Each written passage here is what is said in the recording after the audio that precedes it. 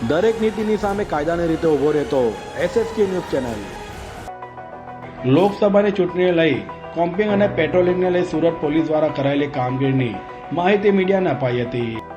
આગામી લોકસભાની ચૂંટણીના સમયે કોઈ અનિશ્ચિત ઘટના ન બને તે માટે સુરત પોલીસ દ્વારા કોમ્પિંગ અને પેટ્રોલિંગની કામગીરી હાથ ધરાઈ રહી હતી।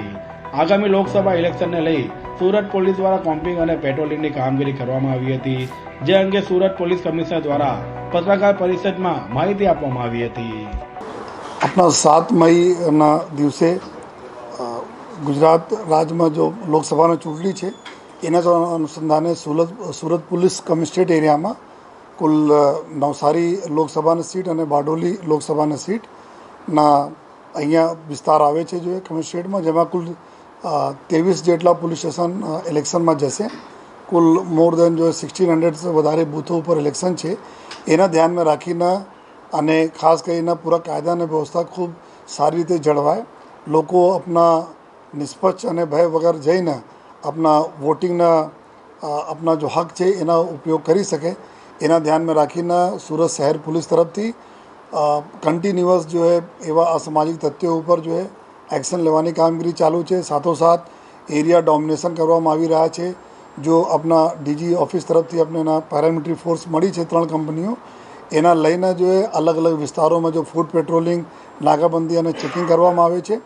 અને જ્યારથી આપણા ચૂંટણીની જાહેરાત થઈ છે ત્યારથી અત્યાર સુધી કુલ 20,000 જેટલા લોકો ઉપર અટકાયતી પગલાં અલગ અલગ સેક્શનોમાં લેવામાં આવેલા છે, જેમાં કરીબ 53 જેટલા લોકોના પાસા કરવામાં આવેલી છે અને 91 જેટલા લોકો છે જેના ઉપર તડીપારની કાર્યવાહી અત્યારે ચાલુ છે અને કુલ 34 જેટલા લોકો છે જેના ઉપર તડીપારના આદેશ બી તડીપાર કરી દેવામાં આવેલા છે અને એના પ્રોવિઝનને બી કરી 1600 જેટલા કેસો થયા અલગ અલગ વિસ્તારમાં। ઇલીગલ આર્મ્સના બી કરીબ 8 જેટલા કેસો કરવામાં આવેલા છે, જેમાં ઘણા બધા વેપનના રિકવરી થઈ છે। અને આ સિવાય શહેરના અલગ અલગ જેટલા બી અમારા સંવેદનશીલ વિસ્તારો છે, જો ક્રિટિકલ બૂથવાળા વિસ્તારો છે, આમાં જો ફૂડ પેટ્રોલિંગ અને ડેલી એવરીડે નાઇટમાં જો એ અને અલગ અલગ ટાઈમ ઉપર જો એને નાકાબંધી કરીને અમે લોકો જો ચેકિંગ કરીએ છીએ, આમાં બી આપણને ખૂબ સારી સફળતા પણ મળે છે, જેમાં અત્યાર સુધી અમે લોકો લગભગ કરીબ 4-5 દિવસમાં કુલ 12,000થી વધુ વ્હીકલો જો ચેક કર્યા જોઈએ। આમાં લગભગ 200 જેટલા લોકો એવા પકડાયા જેના પાસે છરી અને ચપ્પુ, તલવાર અને ધોકા જેવા શસ્ત્રો લઈને ચાલતા હતા, આ લોકો પકડાયા જોઈએ। સાથોસાથ જો એમાં જો જેટલા લોકો તડીપાર કરી દેવામાં આવેલા છે, આ લોકો બી ચોરી છુપે અહીંયા આવીને રહેતા એવા 20 જેટલા લોકો પકડાયા જેના ઉપર કેસો કરવામાં આવેલા છે। સાથોસાથ ઘણા બધા લોકો જો નશામાં જો ગાડીઓ હંકારતા હોય એવા લોકો બી પકડાયા, જેમાં કરીબ 150 જેટલા લોકો આ લોકો પકડાયા જોઈએ।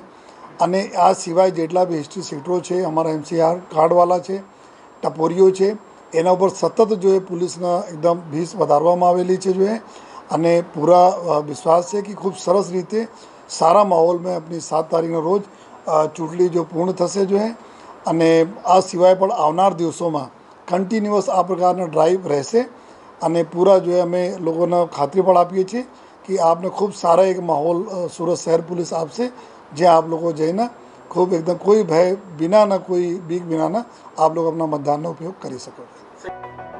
સુરતમાં 18 વર્ષીય યુવતીએ નોકરી પરથી ઘરે આવ્યા બાદ ગળે ફાંસો ખાધો છે। યુવતીએ ગળે ફાંસો ખાતા તાત્કાલિક હોસ્પિટલ પહોંચાડ્યા હતી, ત્યાં ડોક્ટરે યુવતીને મૃત જાહેર કરતા પરિવાર શોકમાં ગરકાવ થઈ ગયો હતો। સુરતના ઓલપાડ સ્થિત જોધણ ગામમાં આવેલા પેટ્રોલ પંપ પર 18 વર્ષીય મીનાક્ષીબેન સુરેશભાઈ રાઠોડ નોકરી કરતી હતી। યુવતી નોકરી પરથી ઘરે આવીને ગળે ફાંસો ખાધો હતો। બનાવની જાણ પરિવારજનોને થતા યુવતીને તાત્કાલિક સારવાર અર્થે ખાનગી હોસ્પિટલ લઈ જવામાં આવી હતી, પરંતુ ફરજ પર હાજર તબીબોએ યુવતીને મૃત જાહેર કરી હતી। પોલીસ દ્વારા યુવતીના મૃતદેહને પોસ્ટમોર્ટમ અર્થે સુરતની સિવિલ હોસ્પિટલ લાવવામાં આવ્યો હતો। યુવતીના આત્મહત્યાનું કારણ હાલ સામે આવ્યું નથી, પરંતુ યુવતીના મોતને લઈને પરિવાર શોકમાં ગરકાવ થઈ ગયો હતો। હાલ આ મામલે અકસ્માત મોતનો ગુનો નોંધી વધુ તપાસ હાથ ધરી છે। મરનાર યુવતી સંબંધી ધર્મેશ જણાવ્યું હતું કે મીનાક્ષીબેન નોકરી પરથી ઘરે આવ્યા હતા, ત્યારે ઘરે ભાભી એમના ભાઈના છોકરાને ઘરે મૂકવા ગયા હતા। જોકે તેઓ છોકરાને મૂકીને પાછા ઘરે પરત આવ્યા ત્યારે બહેને ગળે ફાંસો ખાઈ લીધો હતો। જે બાદ મારી ગાડીમાં હોસ્પિટલ લઈ ગયા હતા, જ્યાં ડોક્ટરે બહેનને મૃત જાહેર કરી હતી. મીનાક્ષીબહેનને આગામી 9 તારીખે જ સગાઈ નક્કી કરવામાં આવી હતી અને થોડા દિવસોમાં સારું મુહૂર્ત જોડાવી લગ્ન થવાના હતા, પરંતુ તે પહેલા જ તેણે આ પગલું ભરી લીધું હતું. મીનાક્ષીના લવ મેરેજ થવાના હતા. જો કે મીનાક્ષીના આત્મહત્યાને લઈ હાલ પરિવાર શોકમાં ગરકાવ થઈ ગયું છે. ધર્મેશ નાગજીભાઈ ભરવાડ. ધર્મેશભાઈ ક્યાં રહેવાનું? મારે રહેવાનું જોથાણ ગામ, ઓલપા તાલુકો. શું ઘટના બની? હવે ઘટનામાં એવું બન્યું કે બેન જોબ પરથી આવેલા, જોબ પરથી આવ્યા પછી ઘરે આવ્યા પછી શું થયું એ ખબર નહીં પડી. એમના ભાભીને એ ઘરે હતા. એમના ભાભી છોકરો, એમનો ભાઈનો છોકરો છે, એમના ઘરે મૂકવા ગયેલા. ઘરે મૂકીને પાછા પરત આવ્યા ને તો એવો બનાવ બની ગયેલો હતો. બનાવ બનતા જાણ થઈ તો હરબજો થઈ ગયો. એમને મને જાણ કરી તો મેં મારી પોતાની પ્રાઇવેટ ગાડી છે મારી, એમાં લઈને અમે અંજનીમાં આવ્યા. શું બનાવ બન્યો હતો? ફાંસો ખાધેલો ઘરે. કેટલી ઉંમર છે? એમની ઉંમર 18 વર્ષ છે. શું કઈ કામકાજ નાયરા પેટ્રોલ પંપ પર જોબ કરતા હતા. ફેમિલી પ્રોબ્લેમ કઈ? ના, એવું ફેમિલી પ્રોબ્લેમ એવું કઈ જ નહીં હતું. ના, એમની આ 9 તારીખે સગાઈ હતી. સગાઈની પહેલા આવું ગયું? હા, સગાઈ પહેલા આવું થયું છે. અંજની હોસ્પિટલ આવ્યા પછી શું થયું? અંજની હોસ્પિટલ આવ્યા પછી અંજની હોસ્પિટલમાં એમ કીધું કે ડેથ થઈ ગયેલું છે, તો તમે એની કરતાં નવી સિવિલ લઈ જાઓ પીએમ માટે. કઈ કારણ ખબર પડી? ના, એવું કારણ હજુ ખબર નથી પડી. સગાઈની પહેલા આવું કર્યું? હા, હજુ તો સગાઈ હતી આ 9 તારીખે એમની. છોકરીને રાજી થતી? અરે, એમના લવ મેરેજ જ હતા. લવ મેરેજમાં અમે લગ્ન કરી આપવાના હતા એમ. કોંગ્રેસના મેનિફેસ્ટોને લઈ સુરત ભાજપે પત્રકાર પરિષદ સંબોધી હતી અને કોંગ્રેસના મેનિફેસ્ટોને લઈ આકરા પ્રહારો કર્યા હતા. કોંગ્રેસના મેનિફેસ્ટો બાબતે સુરત ભાજપ પત્રકાર પરિષદ યોજી હતી, જેમાં સુરત શહેર ભાજપ પ્રમુખ નિરંજન ઝાંઝમેરાએ સામ પિત્રોડાના નિવેદન લઈ જણાવ્યું હતું કે કોંગ્રેસનું કહેવું છે કે માતા પિતા પાસેથી બાળકોને મળેલી સંપત્તિ પર પણ ટેક્સ લગાવો. તમે મહેનત કરેલી સંપત્તિ બાળકોને નહીં મળે અને સંપત્તિ કોંગ્રેસ છીનવી લેશે. કોંગ્રેસનો મંત્ર છે કે જીવન સાથે પણ અને જીવન પછી પણ, જ્યાં સુધી તમે જીવતા રહો છો ત્યાં સુધી કોંગ્રેસ જ તમને ટેક્સથી મારશે. કોંગ્રેસ નથી ઈચ્છતું કે લોકો પોતાની પૈતૃક સંપત્તિ તેમના બાળકોને આપે. આપણે પ્રકૃતિ આપણા સંસ્કારોના કારણે બચી છે. ઘરમાં વૃદ્ધ દાદા દાદી વિચારે છે કે તેમના પૌત્ર કે પૌત્રીના લગ્ન થશે ત્યારે તેઓ તેમની સંસ્કારો આવશે. અર્બન નક્સલે કોંગ્રેસી નેતાઓના માનસ પર કબજો કર્યો છે. કોંગ્રેસ તમારી સંપત્તિ લૂંટવા માંગે છે અને તમારા બાળકોના અધિકારો છીનવવા માંગે છે. કોંગ્રેસની સરકાર હતી ત્યારે તમારા હકના પૈસાની લૂંટ થતી હતી. કોંગ્રેસનો ઈરાદો તમારી પ્રાઇવેટ સંપત્તિને તેને સરકારી સંપત્તિ બનાવવાનો છે. ભૂતકાળમાં કોંગ્રેસના વડાપ્રધાન દ્વારા આ વાત કહેવામાં આવતી હતી કે ધર્મના નામે અનામત એ કોંગ્રેસનો ખતરનાક ઈરાદો છે. બાબા સાહેબ આંબેડકરના બંધારણમાં કહ્યું હતું, અનામત હશે તો તે દલિતો અને આદિવાસીના હક માટે હશે. તો કોંગ્રેસે થોડા સમય પહેલા જ ધર્મના નામે અનામત આપવાનો પ્રયાસ કર્યો હતો અને કર્ણાટકમાં કોંગ્રેસની સરકારે બંધારણ સાથે છેડછાડ કરીને ધર્મના નામે અનામત આપી છે તેમ પણ જણાવ્યું હતું. કરશે એનો ઈરાદો વ્યક્ત કરતું સ્ટેટમેન્ટ છે. બાકીના જે સમયગાળા દરમિયાન જે વિચારો વ્યક્ત થાય એ વિચારો છે એ આગામી સમયમાં અમલીકરણ માટેના નથી. અને સેમ પિત્રોડાનો જે બેઝ છે, એમનું જે કાર્યક્ષેત્ર છે એ અમેરિકા છે, અને અમેરિકામાં આ પ્રકારના ટેક્સ જે છે એને અહીંયા લાગુ પાડવા માટેનો જે પ્રયત્ન કરે છે એ આખા નિવેદનનો એક હિસ્સો છે. બીજો હિસ્સો કે એસ્ટેટ ટેક્સ અને ઇનહેરિટન્સ ટેક્સ લીધા પછી જે કંઈ પણ થાય એના ઉપર પહેલો અધિકાર કોનો છે એ મનમોહન સિંઘજીનો જે કંઈ રેફરન્સ હતો એ રેફરન્સ આમાં ઓટોમેટિક જોડાતો હોય એ થાય છે. અને ત્રીજું રાહુલજીએ જે નિવેદનો કર્યા છે એ બધાનો સૂર એ તરફ જાય છે કે આ જે કંઈ છે એ વારસાગત ટેક્સ લાગુ કરીને અને એસ્ટેટ ટેક્સ લાગુ કરીને એમનો ઈરાદો કંઈક આ પ્રકારનો હોય એ ફલિત થાય છે અને એને ભારતીય જનતા પાર્ટી વખોડી કાઢે છે. કોંગ્રેસ પાર્ટીના ખતરનાક ઈરાદાઓ એક પછી એક સામે આવી રહ્યા છે. શાહી પરિવારના શહેજાદેના સલાહકાર, શહેજાદાના પિતાજીના સલાહકાર સામ પિત્રોડાએ થોડા દિવસ પહેલાં કહ્યું હતું કે આપણા દેશના મધ્યમ વર્ગના જે કઠોર પરિશ્રમ કરીને કમાયા છે તેના પર વધુ ટેક્સ લગાવવા જોઈએ. હવે આ લોકો એનાથી એક ડગલું આગળ વધી ગયા છે. હવે કોંગ્રેસનું કહેવું છે કે તે માતા પિતા પાસેથી વારસામાં મળેલી સંપત્તિ પર પણ ટેક્સ લગાવવો. તમે તમારી મહેનતથી જે સંપત્તિ એકઠી કરો છો તે તમારા બાળકો સુધી નહીં જાય, તે પણ તમારી પાસેથી કોંગ્રેસનો પંજો છીનવી લેશે એવું લાગી રહ્યું છે. કોંગ્રેસનો મંત્ર છે કે તમારી પાસેથી છીનવી લેશે, તમને લૂંટશે. કોંગ્રેસનો મંત્ર છે જીવન સાથે પણ જીવન પછી પણ, જ્યાં સુધી તમે જીવતા રહો છો ત્યાં સુધી કોંગ્રેસ તમને વધુ ટેક્સથી મારશે. આ વારસાગત કર તમારા પર જ બોજ પડશે જ્યારે તમે લાંબા સમય સુધી બચી નહીં શકો. જેઓ આખી કોંગ્રેસ પાર્ટીને પૈતૃક સંપત્તિ માનતા હતા અને તેને પોતાના સંતાનોને આપતા હતા, તેઓ નથી ઈચ્છતા કે સામાન્ય ભારતીયો તેમના બાળકોને આપે. આપણો દેશ સંસ્કારો અને સંસ્કૃતિ દ્વારા ઉપભોક્તાવાદી દેશ નથી. અમે સાચવવામાં માનીએ છીએ, અમે વધારવામાં માનીએ છીએ, અમે સાચવવામાં માનીએ છીએ. આજે જો આપણી પ્રકૃતિ બચી છે તો તે આપણા સંસ્કારોને કારણે જ ટકી રહી છે. જો ઘરમાં વૃદ્ધ માતા પિતા દાદા દાદી હોય તો અમે એમની સંભાળ લઈશું. તે વિચારે છે કે જ્યારે તેની પૌત્રીના લગ્ન થશે ત્યારે તે તેના સંસ્કાર આપશે, જ્યારે તેના પૌત્રના લગ્ન થશે ત્યારે તે તેના સંસ્કાર આપશે. આ આપણા દેશના લોકોનો સ્વભાવ છે. તે ગર્વથી જીવન જીવવામાં માને છે. આ કોંગ્રેસ પાર્ટી ભારતના મૂળભૂત સ્વભાવ પર આકરા પ્રહારો કરવા જઈ રહી છે. અરબલ નક્સલ કોંગ્રેસે હાલના કોંગ્રેસી નેતાઓના માનસ પર કબજો કરી લીધો છે. તેમને લાગ્યું કે અમેરિકાને પણ ખુશ કરવા માટે કંઈક કહેવું જોઈએ, પરંતુ તેઓ તમારી સંપત્તિ લૂંટવા માટે માગે છે. તેઓ આજે જ તમારા બાળકોને તેમના અધિકારો છીનવી લેવા માગે છે. દેશમાં જેટલા વર્ષો પછી કોંગ્રેસની સરકાર હતી તેટલા વર્ષો પ્રજાના હકના પૈસાની લૂંટ થતી રહી, પરંતુ ભાજપની સરકાર આવ્યા પછી જે પૈસા તમારા હકના છે તે પ્રજા પર ખર્ચ કરવામાં આવી રહ્યા છે. ટૂંકમાં કોંગ્રેસનો મલિન ઈરાદો પ્રાઇવેટ સંપત્તિને હડપ કરીને સરકારી સંપત્તિ બનાવવાનો છે. અને ભૂતકાળમાં કોંગ્રેસના ભૂતપૂર્વ વડાપ્રધાન શ્રી મનમોહનસિંહજી કહી ચૂકેલા છે કે સરકારી સંપત્તિ પર સૌથી પહેલો અધિકાર ચોક્કસ લઘુમતી કોમનો છે.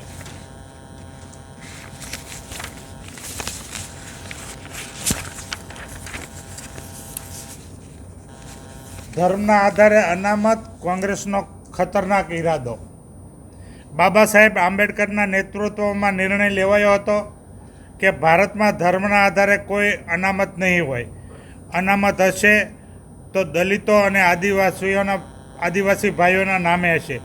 પણ વોટ બેંકની ભૂખી કોંગ્રેસ આ મહાપુરુષોની પરવા કરી નથી. બાબા સાહેબ આંબેડકરના વાતની પરવા કરી ન હતી. કોંગ્રેસે ઘણા સમય પહેલાં આંધ્રપ્રદેશમાં ધર્મના આધારે અનામત આપવાનો પ્રયાસ કર્યો હતો. આ લોકોએ ધર્મના આધારે 15% આરક્ષણની વાત કરી હતી અને એમ પણ કહ્યું કે SC ST અને OBC માટેના કોટામાંથી અમુક લોકોને ધર્મના આધારે અનામત આપવી જોઈએ.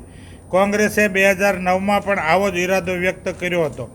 2014ના મેનિફેસ્ટોમાં પણ કહેવામાં આવ્યું હતું કે અમે તેને છોડીશું નહીં.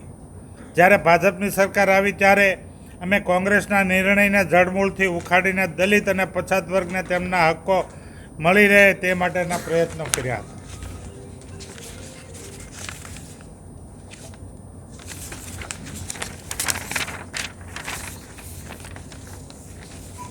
National commission for backward classes NCBCએ બુધવારે કર્ણાટક સરકારના ડેટાને ટાંકીને પુષ્ટિ કરી કે કર્ણાટકના મુસ્લિમોની તમામ જાતિઓ અને સમુદાયોને રાજ્ય સરકાર હેઠળની નોકરી અને શૈક્ષણિક સંસ્થાઓમાં અનામત આપવા માટે અન્ય પછાત વર્ગોની યાદી સાથે સામેલ કરવામાં આવ્યા છે. બંધારણની અવગણના કરીને ધર્મ આધારિત અનામત પાછલા બારણેથી લાગુ કરી દીધી છે અને OBC સમાજના હકને છીનવવાનો પ્રયાસ કરવામાં આવ્યો છે. આ કોંગ્રેસની જે માનસિકતા છે, આ વારસાગત ટેક્સ અને કોંગ્રેસના ખતરનાક ઈરાદાઓને અમે સ્પષ્ટપણે વખોડીએ છીએ ને આપ બધાના સુપ્રસિદ્ધ માધ્યમો થકી આનો બહોળો પ્રચાર પ્રસાર થાય તે માટે અમે આજે આપ સમક્ષ આ વાત મૂકી છે. ધન્યવાદ. માથાભારે સજ્જુ કોઠારીની મુશ્કેલીમાં વધારો થયો હોય તેમ ઈડી બાદ હવે આઈટી દ્વારા તેની મિલકતોની તપાસ શરૂ કરાઈ છે. માથાભારે સજ્જુ કોઠારીની મુશ્કેલીઓ વધી રહી હોય તેમ લાગી રહ્યું છે. ઈડી બાદ હવે આવકવેરા વિભાગની એન્ટ્રી થઈ છે. કેટલીક મિલકતો બેનામી હેઠળ આવે છે તો તેની તપાસનો ધમધમાટ શરૂ કરાયો છે. આઈટી 31 મિલકતના નાણાં ક્યાંથી આવ્યા તેની તપાસ શરૂ કરી છે. તો માથાભારે સજ્જુ કોઠારીએ ખંડણી, હત્યા, અપહરણ, રાયોટિંગ, લૂંટ, ધાડ કરી રૂપિયા ભેગા કર્યા છે. જુગારના અડ્ડા સહિતના ગુનાઓમાં 4.29 કરોડની રકમ એકત્રિત કરી હતી. જોકે હાલ માથાભારે સજ્જુ કોઠારી લાસપોર જેલમાં છે. સુરતમાં ઉનાળાની સાથે જ આગની ઘટનાઓ બની રહી છે ત્યારે અઠવા લાઇન્સની આદર્શ સોસાયટીના બંગલામાં આગ લાગતા ભાગદોડ મચી ગઈ હતી. સુરતમાં વારંવાર આગની ઘટનાઓ બની રહી છે ત્યારે અઠવા લાઇન્સ ખાતે આવેલા આદર્શ સોસાયટીના બંગલામાં આગ લાગી હતી. સોસાયટીના બંગલામાં આગ લાગતા આખા વિસ્તારમાં ભાગદોડ મચી ગઈ હતી. તો બનાવની જાણ થતાં ફાયરની 6 થી વધુ ગાડીઓ સ્થળે દોડી ગઈ હતી અને આગ પર પાણીનો મારો કરી કાબુ મેળવ્યો હતો. તો એસીમાં શોર્ટ સર્કિટથી આગ લાગી હોવાનું અનુમાન છે. આગમાં જાનહાનિ ન થતાં હાશકારો અનુભવાયો છે. અમરોલી વિસ્તારમાં સિટી બસના ચાલકે એક વૃદ્ધને કચડી મારતા મોત નીપજ્યું હતું, જેને લઈ લોકોમાં રોષ જોવા મળ્યો હતો. સુરતમાં વારંવાર સિટી બસના કેટલાક ચાલકો અકસ્માતને અંજામ આપે છે ત્યારે અમરોલી વિસ્તારમાં બેફામ સિટી બસના ચાલકે એક 65 વર્ષીય વૃદ્ધને કચડી માર્યા હતા. રસ્તો ક્રોસ કરી રહેલા વૃદ્ધને સિટી બસના ચાલકે ટક્કર મારતા વૃદ્ધ પટકાતા ઘટના સ્થળે મોત નીપજ્યું હતું. બનાવને લઈ લોકોમાં ભારે રોષ જોવા મળ્યો હતો. તો બનાવની જાણ થતાં પોલીસ કાફલો સ્થળે દોડી ગયો હતો અને ગુનો નોંધી તપાસ હાથ ધરી હતી. સુરત રેલવે સ્ટેશન પર આવેલી અમદાવાદથી મુંબઈ જતી વંદે ભારત ટ્રેનના દરવાજા ન ખુલતા 1 કલાક સુધી ટ્રેન અટવાઈ હતી. આખરે મેન્યુઅલી દરવાજા ખોલાયા હતા. વંદે ભારત ટ્રેનના સંચાલનમાં મોટી ચૂક સામે આવી હતી. અમદાવાદથી મુંબઈ જતી વંદે ભારત ટ્રેનના દરવાજા સુરત રેલવે સ્ટેશન પર ખુલ્યા ન હતા. સુરત રેલવે સ્ટેશન પર સવારે 8 કલાકને 20 મિનિટે આવેલી વંદે ભારત ટ્રેનના દરવાજા ન ખુલતા આખરે ટ્રેનના C14 કોચનો દરવાજો મેન્યુઅલી ખોલવો પડ્યો હતો અને ત્યારબાદ સુરત રેલવે સ્ટેશન પર ઉતરનાર તમામ મુસાફરો C14 કોચના દરવાજામાંથી ઉતર્યા હતા. આમ 1 કલાક સુધી ટ્રેન સુરત રેલવે સ્ટેશન પર અટવાઈ પડી હતી. પીસીબીની ટીમે કારમાં ચોરખાનું બનાવી દારૂની હેરાફેરી કરનારને ઝડપી પાડી લાખોની મત્તા કબજે કરી હતી. પ્રિવેન્શન ઓફ ક્રાઇમ બ્રાન્ચ એટલે કે પીસીબીની ટીમે બાતમીના આધારે સચિન જીઆરડીસી દીપલી ચોકડી પાસે વોચ ગોઠવી ત્યાંથી પસાર થતી મહિન્દ્રા બોલેરો કારને આંતરી હતી અને કારમાં સવાર વલસાડના મિનેશ ઉર્ફે લાલુ કાંતિલાલ પટેલની અટકાયત કરી કારની ઝડપી લેતા કારમાં પાછળની સીટ તથા ડિક્કીના ભાગે ચોરખાનું બનાવી મૂકેલો દારૂનો જથ્થો મળી આવ્યો હતો, જેથી પોલીસે દારૂનો જથ્થો, કાર, મોબાઈલ ફોન સહિત 8,70,000થી વધુની મત્તા કબજે કરી કાયદેસરની કાર્યવાહી હાથ ધરી હતી. સુરતના વરાછા વિસ્તારમાં બીઆરટીએસ બસના ચાલકે અકસ્માત સર્જ્યા બાદ મોપેડ સવાર મહિલા અને બસ ચાલક વચ્ચે બબાલ થઈ હતી, જે ઘટનાનો વિડીયો સામે આવ્યો છે. સુરતમાં લોકોની સુવિધામાં વધારો કરતી સિટી અને બીઆરટીએસ અકસ્માતને લઈ સતત વિવાદમાં આવતી રહે છે. ત્યારે સુરતમાં બીઆરટીએસ બસે વધુ એક અકસ્માત સર્જ્યો હતો. વરાછા વિસ્તારમાં બીઆરટીએસ બસના ચાલકે મોપેડ સવાર મહિલાને ટક્કર મારી હતી, જેના પગલે મહિલા અને લોકો વિફર્યા હતા અને બસ ચાલક સાથે ઝપાઝપી કરી હતી અને માર માર્યો હતો. હાલ તો આ ઘટનાનો વિડીયો સોશિયલ મીડિયામાં વાયરલ થયો છે. લોકસભા ચૂંટણીને લઈ ઈચ્છાપોર પોલીસ મથક વિસ્તારમાં ઈચ્છાપોર પોલીસ દ્વારા ફૂટ પેટ્રોલિંગ કરાયું હતું, જેને લઈ અસામાજિક તત્વોમાં ફફડાટ જોવા મળ્યો હતો. લોકસભા ચૂંટણી સમયે અસામાજિક તત્વો કોઈ અઘટિત ઘટનાને અંજામ ન આપે તે માટે પોલીસ સતત પેટ્રોલિંગ કરી રહી છે. ત્યારે ઈચ્છાપોર પોલીસ મથક વિસ્તારમાં ઈચ્છાપોર પોલીસની ટીમ દ્વારા ફૂટ પેટ્રોલિંગ કરાયું હતું અને ઈચ્છાપોર પોલીસ મથક વિસ્તારમાં ફરી પોલીસે અસામાજિક તત્વો સામે લાલાક કરી હતી. ઈચ્છાપોર વિસ્તારમાં ચૂંટણી સમયે અસામાજિક તત્વો શાનમાં રહે તે માટે અસામાજિક તત્વોની હાલની પ્રવૃત્તિઓ અંગે પણ પોલીસે માહિતી મેળવી હતી. ડિંડોલી પોલીસે રીડા ઘરફોડ ચોરને ઝડપી પાડી ડિંડોલીના 3 અને ગોળાદરાનો એક ગુનાનો ભેદ ઉકેલી કાઢી લાખોની મત્તા કબજે કરી હતી. ડિંડોલી પોલીસ મથકનો સ્ટાફ પેટ્રોલિંગમાં હતો ત્યારે બાતમીના આધારે ડિંડોલી પોલીસે નવાગામ ડિંડોલી ઓવરબ્રિજ નીચે જૂના જકાતનાગર રેલવે પટરી પાસેથી રીડા ચોર શ્યામ બાબુ સરોદને ઝડપી પાડ્યો હતો અને તેની ઝડપી લેતા રીડા પાસેથી 1,64,000નો મુદ્દામાલ, જેમાં સોના ચાંદીના દાગીના, રોકડા રૂપિયા અને મોબાઈલ ફોન મળી આવ્યા હતા. જે અંગે પૂછપરછ કરતા રીડાએ ડિંડોલીમાં 3 અને ગોળાદરામાં 1 એમ 4 ગુનાની કબૂલાત કરી હતી. હાલ તો ડિંડોલી પોલીસે રીડાની વધુ પૂછપરછ હાથ ધરી છે. નવસારી લોકસભા બેઠકના ભાજપના ઉમેદવાર CR પાટીલ દ્વારા ઝંઝાવાટી પ્રચાર શરૂ કરાયો છે. પાર્લે પોઈન્ટ ખાતે CR પાટીલે મતદાતાઓ સાથે સંવાદ કર્યો હતો. લોકસભાની ચૂંટણીના મતદાનને ગણતરીના દિવસો બાકી છે ત્યારે નવસારી લોકસભા બેઠકના ભાજપના ઉમેદવાર અને ગુજરાત ભાજપ પ્રદેશ અધ્યક્ષ CR પાટીલ દ્વારા ઝંઝાવાટી પ્રચાર શરૂ કરાયો છે. CR પાટીલે ડોર ટુ ડોર મતદાતાઓ અને કાર્યકરો સાથે સંવાદ કર્યો હતો. પાર્લે પોઈન્ટ સ્થિત બ્રિજવાસી રેસીડેન્સીના મતદાતાઓ જોડે સંવાદ કર્યો તો CR પાટીલ દ્વારા ડોર ટુ ડોર કાર્યકર્તાઓ અને મતદાતાઓને મળી ભાજપ તરફી મતદાન કરવા અપીલ કરી હતી. CR પાટીલે રાજકોટ કોંગ્રેસના ઉમેદવાર પરેશ ધાનાણીને લઈને કહ્યું હતું કે કોંગ્રેસ પોતાની હારથી બોખલાયું છે. રાજકીય ઇતિહાસ જાણવામાં કોંગ્રેસને કોઈ રસ નથી. કોંગ્રેસના નેતાઓ દ્વારા બફાટ કરવામાં આવી રહ્યો છે. ગમે તે સમાજ માટે ગમે તેમ નિવેદન કરવા કોંગ્રેસનો સ્વભાવ છે. ગુજરાત અને દેશના રાજા મહારાજાઓનો કોંગ્રેસ દ્વારા અભ્યાસ કરવો જોઈએ. ગુજરાતની તમામ 16 બેઠકો પર કોંગ્રેસ હાર ભળી ગઈ છે, જેના કારણે ગમે તેવા નિવેદનો કરે છે. હલકી કક્ષાની વાત કરવી કોંગ્રેસને સોંપતી નથી. કોંગ્રેસ દ્વારા પટેલ અને ક્ષત્રિય સમાજ માટે નિવેદન કરી અપમાન કર્યું છે, તો આજે રાજાઓનું મહત્વ છે અને કોંગ્રેસે આ મામલે સમાજની માફી માંગવી જોઈએ, તેમ CR પાટીલે કહ્યું હતું. નમસ્કાર મિત્રો, કોંગ્રેસના નેતાઓના નિવેદનો એને જો શુદ્ધ ગુજરાતીમાં કહીએ તો બફાટ કરવાનું એ એમનો સ્વભાવ છે. આજે જ્યારે એમને ભીત ઉપર એમની હાર દેખાઈ રહી છે અને ગુજરાતમાં તો clear cut 26 seat Bharatiya Janata party જીતી રહી છે, ત્યારે સ્વાભાવિક એમને બોખલાટને કારણે ગમે તેવા નિવેદન કરવા, ગમે તે સમાજ માટે ગમે તેવા શબ્દ પ્રયોગ કરવા એ એમનો સ્વભાવ રહ્યો છે.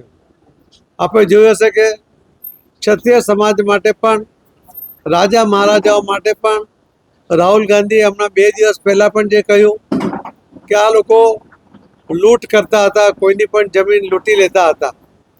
એમને કદાચ ઇતિહાસ ખબર નથી. સ્વાભાવિક છે, આખો દેશ જાણે છે કે એમનો રાજકીય ઇતિહાસ જાણવામાં એમને કોઈ રસ પણ નથી અને એટલા જ માટે એમણે આવી વાત કરી છે.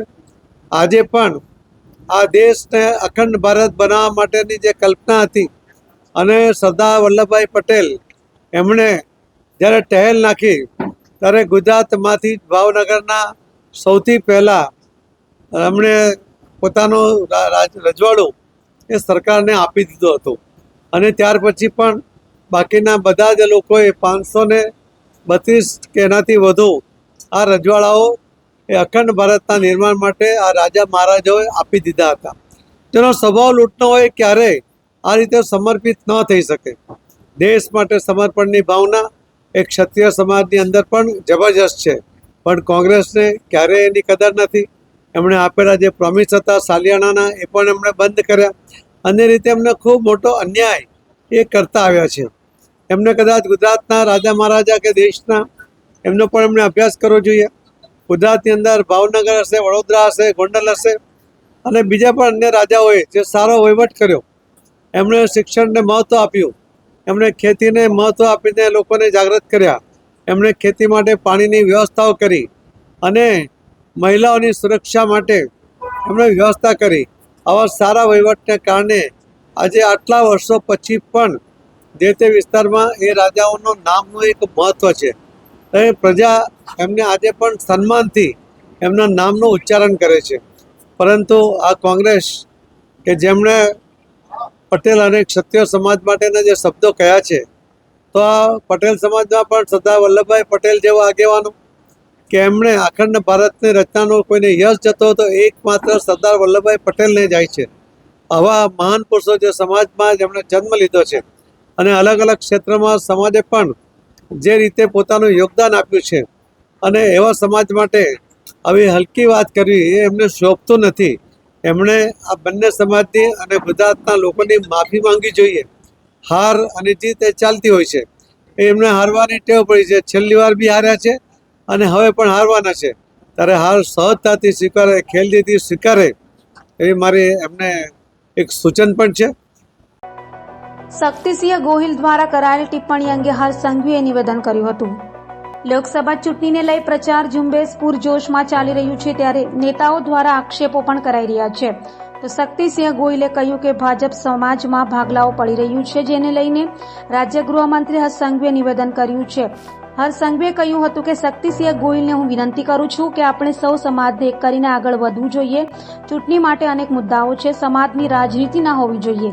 કોઈના દિલમાં જ્યાં પણ દુઃખ હશે તે દુઃખ દૂર કરવા 1000 વખત માફી માંગવી પડશે તો માંગીશું. સમાજ માટે રાજનીતિ નહીં હોવી જોઈએ. આપણા રાજ્યને આગળ વધારવા પીએમ મોદીએ પ્રયાસ કર્યા છે તેમ હર્ષ સંઘવીએ કહ્યું હતું. કોને કર્યું છે એ આપ સૌએ ખૂબ સારી રીતે જોયું, આપ સૌએ નજીકથી જોયું. મારે કોઈ બી રાજકીય સ્ટેટમેન્ટ આ બાબતે નથી આપવું. આ સમાજની વાત છે. સમાજની વાતમાં કઈ રીતે રાજનીતિ કરી શકાય? એ આપણા બધા લોકોએ, ગુજરાતના સૌ નાગરિકોએ સાથે મળીને આપણા રાજ્યના ખૂણાને વિકાસ કર્યો. આદરણીય મોદીજીના શાસનમાં સૌરાષ્ટ્ર, ઉત્તર ગુજરાત, મધ્ય ગુજરાત, દક્ષિણ ગુજરાતના પ્રત્યેક જિલ્લાઓના પ્રત્યેક ગામોનો વિકાસ થયો છે. ત્યારે શક્તિસિંહ ગોહિલજીને હું વિનંતી કરું, ચૂંટણી તો દરરોજ આવશે, દરરોજ જશે. સાહેબ, આપણે સમાજ, આપણો સમાજ, આપણે બધા જ સમાજને એક કરીને આગળ વધવાનું છે. આ પ્રકારની રાજકીય સ્ટેટમેન્ટ કરવું એ યોગ્ય નથી. રાજકારણ માટે ઘણી બધી જગ્યાઓ છે, ચૂંટણી માટે ઘણા બધા વિષયો છે. હું એમને હાથ જોડીને વિનંતી કરું છું કે સમાજને ક્યારેય આ બાબતે સમાજની રાજનીતિ ના હોય છે. અને ક્ષત્રિય સમાજના સૌ આગેવાનો જોડે અમે હંમેશા પ્રયાસ કર્યો છે. અને આ પ્રયાસ કર્યો છે એટલું જ પૂરતું નહીં. અમારી નીતિ ક્લિયર છે કે આ પ્રયાસ કર્યો છે, પ્રયાસ કરીએ છીએ અને પ્રયાસ કરતા રહીશું. કોઈના બી દિલમાં જ્યાર તક એનું દુઃખ હશે ત્યાર તક દુઃખ દૂર કરવા માટે એક વાર નહીં 1000 વાર બી માફી માંગીશું. પરંતુ આમાં રાજનીતિ ના હોય છે. આ સમાજ આપણો સમાજ છે. આ સમાજ આપણા બધાનો સમાજ છે. બધા જ સમાજ આપણા સમાજ છે. આપણે સૌએ સાથે મળીને આ મોદી સાહેબે પોતાના ખભે લઈને ગુજરાતના વિકાસ માટે અનેકો વાર મોદી સાહેબ પર પર્ટિક્યુલરલી ઇન્ડિવિજ્યુઅલ કોઈ પ્રકારના એટેક કરવાનું આ કોંગ્રેસો દ્વારા છોડવામાં નથી આવ્યું. અને એ આપણું ગુજરાત, જેને માંદુ ગુજરાત તરીકે લોકો બોલાવતા હતા, એ આ જ કોંગ્રેસીઓ રાજ્યની અંદર બહાર જઈને આ રાજ્ય માટે કેવા કેવા સ્ટેટમેન્ટ આપતા હતા. આ આપણા મોદી સાહેબે આપણે બધાને એક કરીને આપણા રાજ્યને આગળ વધારવા માટે રાત દિવસ મહેનત કરી. ક્યારેય કોઈ પ્રકારની છુટ્ટી લીધી નથી, ક્યારેય કોઈ વેકેશન નથી બનાવ્યું. આપણે બધાને એક રાખીને આપણા રાજ્યને ને આપણી યુવા પેઢીને આપણું ભવિષ્ય ઉજ્જવલ કરવા માટે એમને મહેનત કરી છે. એવા મોદી સાહેબને બી હું આજે નમન કરું છું, વંદન કરું છું. દરેક નીતિની સામે કાયદાની રીતે ઉભો રહેતો SSK ન્યૂઝ ચેનલ